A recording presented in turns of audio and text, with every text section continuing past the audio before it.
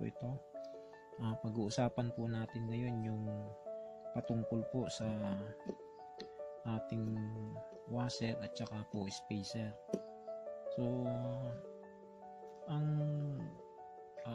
halaga nito ay napakalaki dun sa motor assembly natin na inaaral. So dapat natin na maintindihan din ito, dahil kung di natin to tatalakayin, meron kasing mga trouble na marami din ang ginagawa nito. So kung di natin sila maintindihan, iba-iba man yung sukat nila o itsura ng spacer, at yung pinaka washer natin, merong plastic, merong goma. So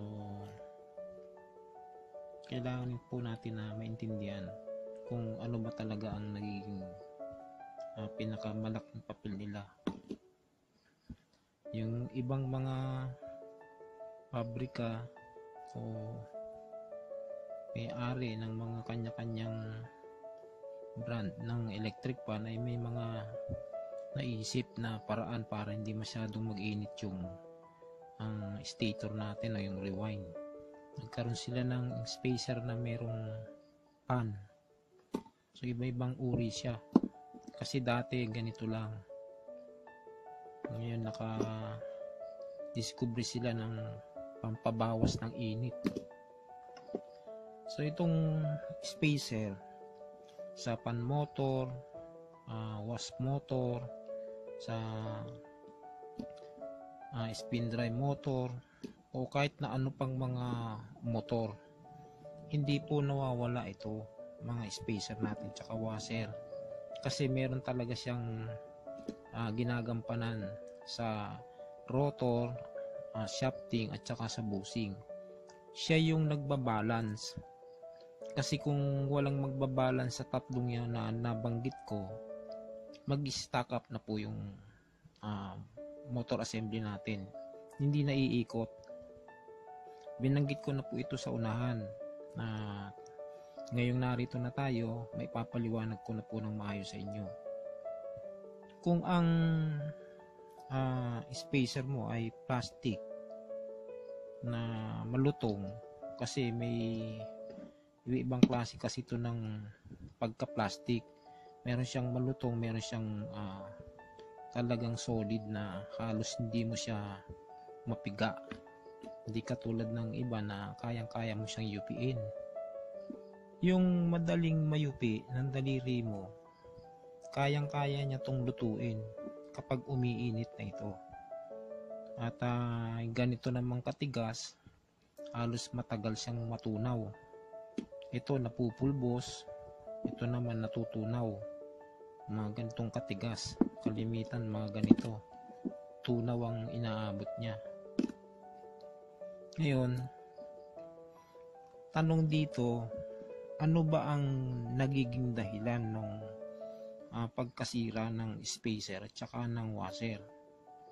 So ang salarin dito, ang naninira sa kanya kalimitan, nabanggit ko na sa inyo sa unahan, ay yung pagkatuyo ng langis. Once na natuyo po yung langis natin sa self-oiling, yung foam na nakapalibot doon sa bushing, gaganit na po ang ikot nito. At pag gumanit ng ikot nito, dadali natin sa 2, dadali natin sa number 3, hanggang sa umiikot pa siya, umiinit yung ating stator. Kasama po yung rotor, bushing at saka po yung shafting. Dahil sa shafting nakakabit yung plastic na spacer mo, nagiging nawawala siya sa forma o nadideform siya dahil naluluto siya sa init. Yung pagkaluto niya sa init, tapos pinatay nyo na, lumamig, lumulutong na po yung pinaka-spacer natin at saka yung washer. Pag lumutong siya, kusa siyang tatalsik, mauubos siya. Doon na ngayon magkakaproblema yung bushing mo, shafting mo at saka yung rotor mo. Mawawala ngayon siya sa balanse. magkakaroon siya ng malaking kawang. So yung space, yung malaking space na yun ang magpapatigil o magpapa-stack up doon sa motor assembly mo, at yun yung naririnig mong hugong. Hindi lang dahil sira yung bushing mo, hindi lang dahil sira yung washing mo ay yung washer mo, o hindi lang sira yung shafting mo, o hindi lang sira yung capacitor mo ang sanhi ng paghugong. Kasi yung hugong ay pwedeng capacitor, pwedeng yung shafting bushing mo sira, pwedeng yung rotor mo sira, pero yung spacer at saka yung washer, nagiging dahilan din yun para humugong din yung motor assembly mo. Kasi wala na siya sa balanse, hindi na siya nasisentro, kasi nga tunaw na yung kanyang spacer, o gapok na, o natanggal na, o nabawasan na yung washer mo. Ngayon, ang kahalintulad nito sa tao, kapag ang tao ay may polio, ay halimbawa kanan o kaliwa na paa, siyempre kung meron kang ganong sakit, hindi ka na makakalakad, maliban lang kung isa lang ang nadali sa'yo na isang paa. Pwede ka pang gumamit ng saklay. Ngayon, pag gumamit ka ng saklay, may tendency na pwede kang madisgrasya dahil mahirap. Ganon din yung motor assembly mo. Once na nasira ang front mo na spacer o washer, para ka nang napolyo. Hindi na balanse yung kanyang ikot. Ang gagawin ng may-ari o bilang may-ari ng electric fan, gagamitin natin yung 2, yung number 2. Kaya iikot pa siya dahil sa puwersa ng current. Habang umiiksi kasi po yung wire, ay lalong lumalakas yung binibigay niya na kuryente. Ngayon, kung tumigil na siya sa 2, dadali natin siya sa number 3. Lalong tataas yung kuryente, nahihigupin niya. Kaya, yung rotor mo, yung shafting mo, mapipilitan siyang iikot kahit may problema na. Kahit malaki na yung space ng kawang. So, yon ang pinagmumula ng pagkasira ng shafting, bushing at saka ng rotor. Kumakayod yung rotor mo sa stator mo, at yung bushing mo naman ay kinakain naman yung bushing o yung shafting. So, yun yung malaking papel ng spacer at saka ng washer. Kaya magtataka kayo kung bakit pag binuhay mo yung electric fan mo o yung washing mo o yung dryer mo, may naririnig tayong hugong, o kaya konting ikot lang, titigil na siya. Pag tinulungan mo siyang iikot ng daliri mo, iikot siya, maya-maya titigil na. So ibig sabihin, pwedeng isipin mo doon, ang sira noon ay shafting, bushing, spacer at saka yung washer. Pwede rin na pagdiskitahan mong isipin yung capacitor. So yung spacer at washer talaga ay kasama doon sa mga problemang yun. Kaya hindi natin siya aaralin. Dahil kung babaliwalain lang natin ito, ay maghahanap ka ng trouble na nandito pala. At ang isa pang pinakamaganda na napapansin mo ito sa troubleshooting, ito rin yung nagdadala kung paano tatagal yung iyong ginawa. Yung ni-repair mo, itong spacer at saka washer ang magdadala sa ganda ng trabaho mo o sa maayos na trabaho mo. Kasi ang pagbabalanse nga ay dahil sa kanila. Kung hindi ka marunong magbalanse dito o magbigay ng allowance, magkakaroon ka ng problema. Kasi ang tamang balanse ng o kayang distance ng ng rotor mo tsaka ng shafting mo doon sa stator, ay may sinusunod na distance. para ang balanse niya ay tamang-tama. Kasi yung washer, ito yung nagtatrabaho para magkaroon ka ng distance. Kapag nag-align ka na ng rotor mo, ng shafting mo, sa stator mo, kinasa mo na sa housing, kailangan ang distance mo ganito lang kanipis. Pagka sinara mo na, pag nilagyan mo na siya ng 4 na tornilyo, dapat pag hinahatak mo ito, hinahatak mong ganyan, meron kang nararamdaman sa pulso mo na meron kang allowance o distance na ganito lang kanipis. Kung luluag pa siya dito, magiging 2 siya. Ganyan kakapal yung magiging distance mo, okay pa rin yan. Kasi yung ating shafting at rotor, kapag umikot na yan, hindi palabas ang hatak niyan, hindi pa ganyan. Ang hatak niyan ay patalikod, pag ganun.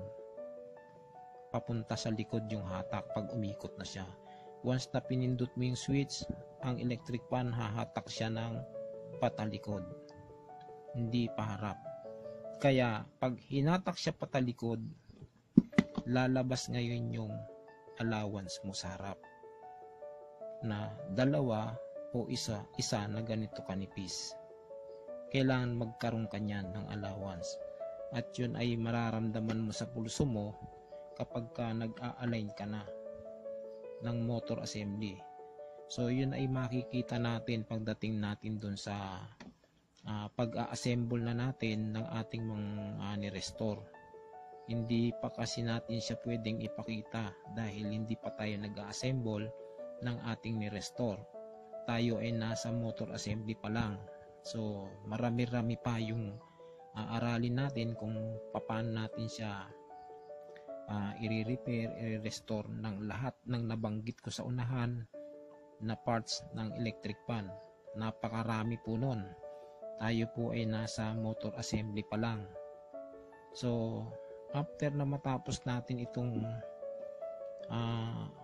spacer tsaka yung washer, isusunod na po natin dito yung gearbox assembly.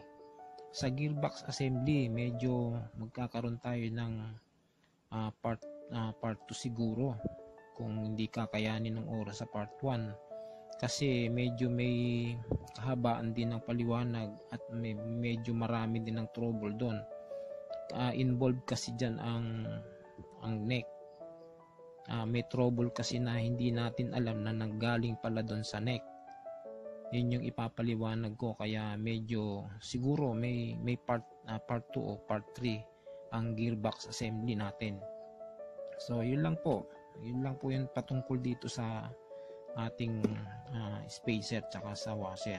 So yun lang laging nasisira, lumulutong siya o kaya ay napupulbos po yung washer natin. So kusa na siyang malalaglag, kaya magkakaroon ka na ngayon ng distance na makapal. Pag ganyan na po kakapal yung distance mo ng rotor at ng shafting mo doon sa housing at saka yung sa stator mo, mag-i-stack up na pong kusa yan. Hindi na po yan iikot. Yan po ay stack up na at huhugong na lang siya. Hanggat hindi mo na ibabalik sa tamang posisyon ang spacer mo at ang washer mo, hindi rin babalik sa normal yung ikot niya. Kaya mahalaga yan. Kahit na ano pong klase pong motor pa yan, lagi pong meron tayo nito. May ginagamit pa nga po na lock washer, yung e-lock washer, ginagamit din po yan na spacer. So kalimitan po yung ginagamit sa yung merong gitla dito sa shafting. So doon siya ginagamit. So yan po, medyo maiksi lang po yung paliwanag dito. Ang importante po dito, alam nyo na dumili ka ito ng trouble. So ulitin ko lang po na pwedeng mag-stack up yung motor assembly mo dahil din dito sa washer mo at saka sa spacer mo. At napaka-importante ang ginagampanan nito pagdating po sa alignment natin.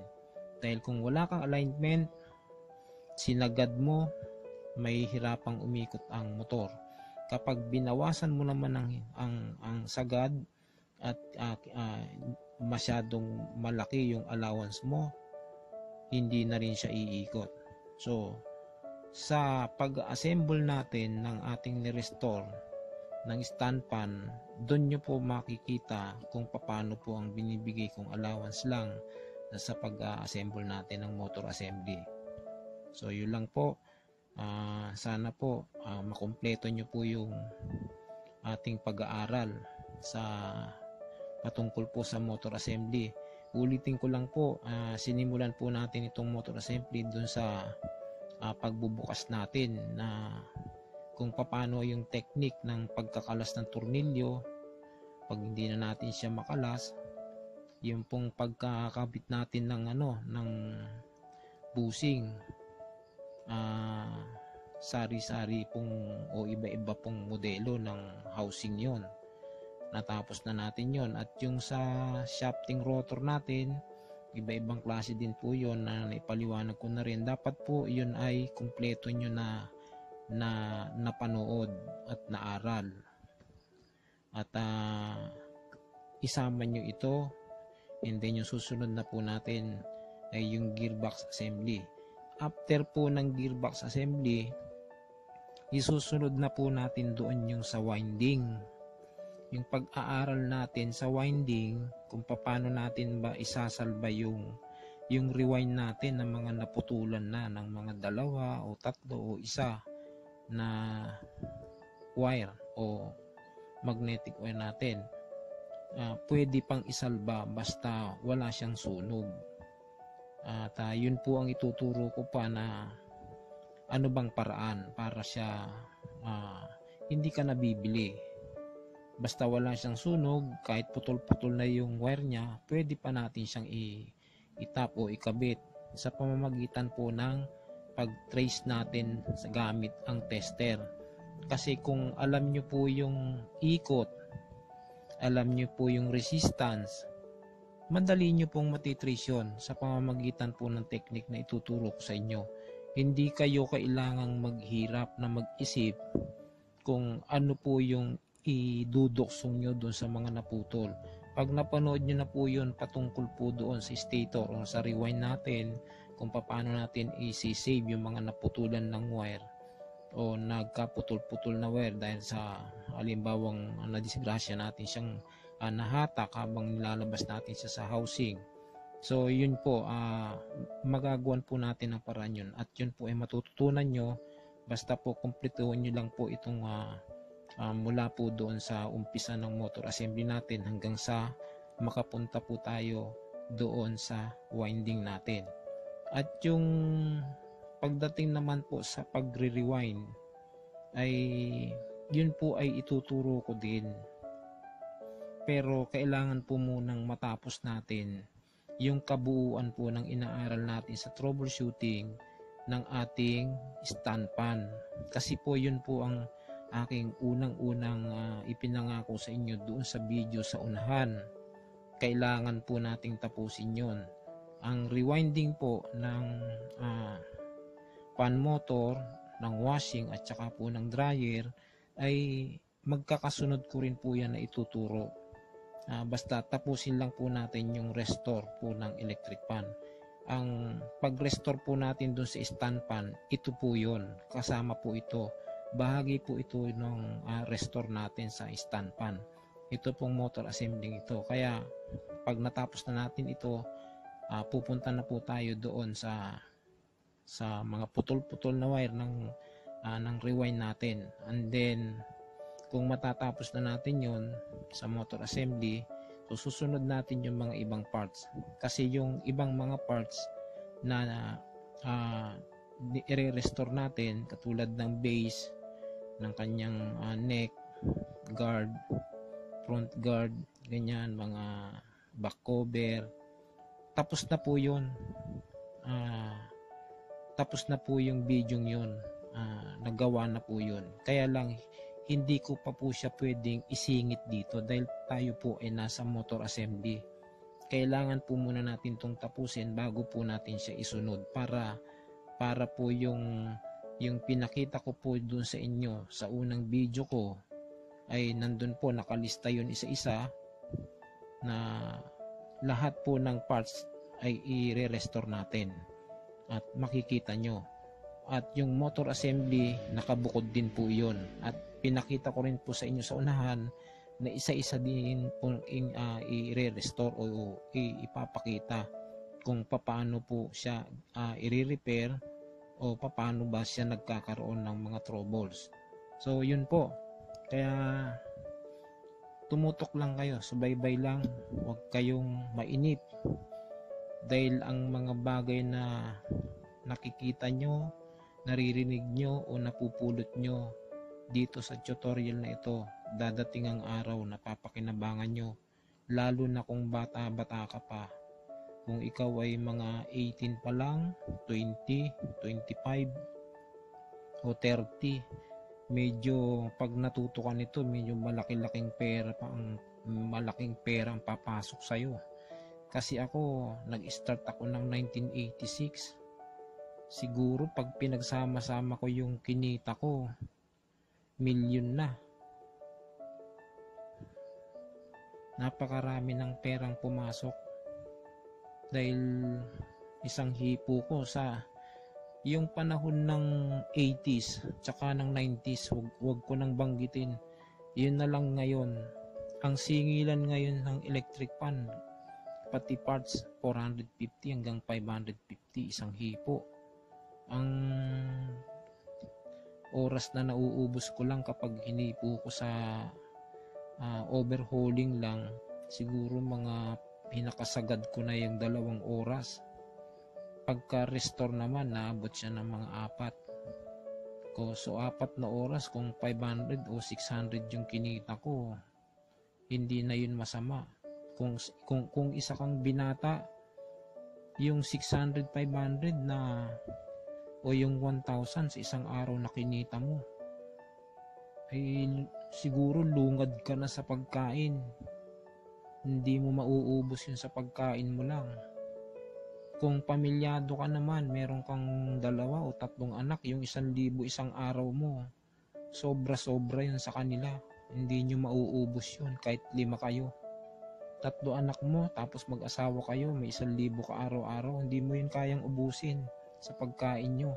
Maliban lang kung meron kang bisyo o kung meron kang mga pinagkakaabala na pagkagastusan na wala namang kabagay-bagay, pwedeng mabaliwala yung kinikita mo. Pero kung maayos ka, binata ka, o may pamilya ka, basta okay ka, maayos ka, yung 1,000, 1,500, napakalaking bagay. Katulad ng Friday, katutubos lang sa akin ng automatic na washing machine. So kinonvert ko siya sa manual dahil mahal na yung kanyang panel board. So inirekomenda ko na lang sa may-ari na i-convert ko na lang sa manual. So pumayag naman siya. Kinontrata ko siya ng 2008 Samsung na modelo. So natapos ko siya, and then mga ilang araw lang, siguro pagitan lang 3 araw bago magbagyo ng Rolly, nakatanggap uli ako kasi yung una kong na-convert nitong katatapos lang ng kinta. So yung Rolly naman, bago mag-Rolly ng bagyo, natanggap ko yung isa na Whirlpool naman, tinanggap ko naman siya ng 2.5. Sipin nyo yan, ang inubos ko lang na oras doon, nasa kulang-kulang 6 lang na oras. Kung ikaw ay magtsatsaga lang na tutukan itong tutorial na ito, wala ka namang babayaran, so maglo-load ka lang, yun lang naman ang pinakapuhunan mo, tsaka yung pagtsatsaga mo sa panonood. at pakikinig mo. Kaya huwag mong panghinayangan, huwag kang mainip. Pinapangako ko yan sa iyo na pag natutunan mo to, tuturuan din lahat ng mga tumututok dito, matututo rin naman kung paano ba mag-i-start ng negosyo.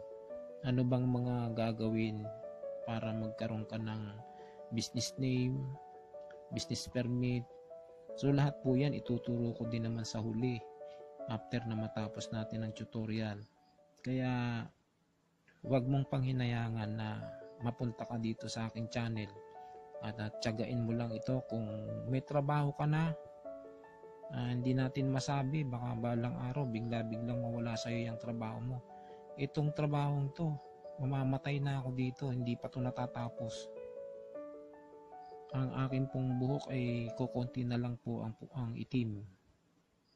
At ang balat ko'y medyo kumukulubot na rin dahil ako nag-start po ako ng 1986 pa.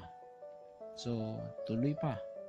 Kaya pa ng kamay ko, kaya pa ng isip ko, kaya pa ng katawan ko. Kumikita pa. Ako po ay 57 na, malapit na, senior na. So pwede nang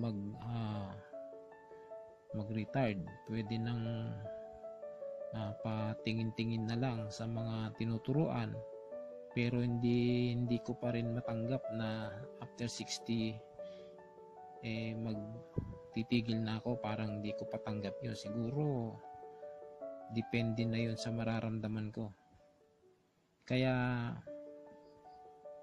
payo ko lang sa mga beginner na yung mga beginners kasi kalimitan hindi nawawalan ng tanong. At yun namang mga nag-uutay na hindi pa rin nauubusan ng tanong yan. Kasi nga walang nakasave na trouble Once na marami ka ng nakasave na trouble, alam mo yung gagawin mo na Kaya nga to ginawa ko Nandito na lahat yung trouble. Yung troubles na ibabahagi ko ay experience ko talaga na nangyari talaga sa aking panahon ng pagre-repair. Kaya nga pag natutunan mo, mababawasan yung tanong mo. Kaya yun po, sana yung makakapanood pa ng mga video ito, subscribe ka lang. Alam mo naman yun na marami ng mga tutorial sa YouTube, at lagi doon nag-iimbita na subscribe ka, pindutin mo yung notification bell, ganyan. Alam nyo na yon, hindi ko na kailangan na banggitin pa yon. Once na nag-subscribe ka, pagka-subscribe mo, automatic na lahat ng magkakasunod na video ko andyan na. Titingnan mo na lang, panonoodin mo na lang, pakikinggan mo na lang. Kaya hindi ko na kailangan i-utos pa na kung alam mo na papakinabangan mo yung tutorial na to, huwag kang mag-alinlangan dahil hindi ako papasira sa inyo. Talagang lahat na ng troubleshoot, lahat ng naka-insert sa aking memory na troubleshoot o na nangyari sa panahon ng aking pagre-repair o pagre-restore ay matututunan nyo at makikita nyo. Okay po, sana po subaybay lang po tayo. Susunod po natin dito yung gearbox assembly po. Marami-rami po ang paliwanag din dyan. Maraming salamat po.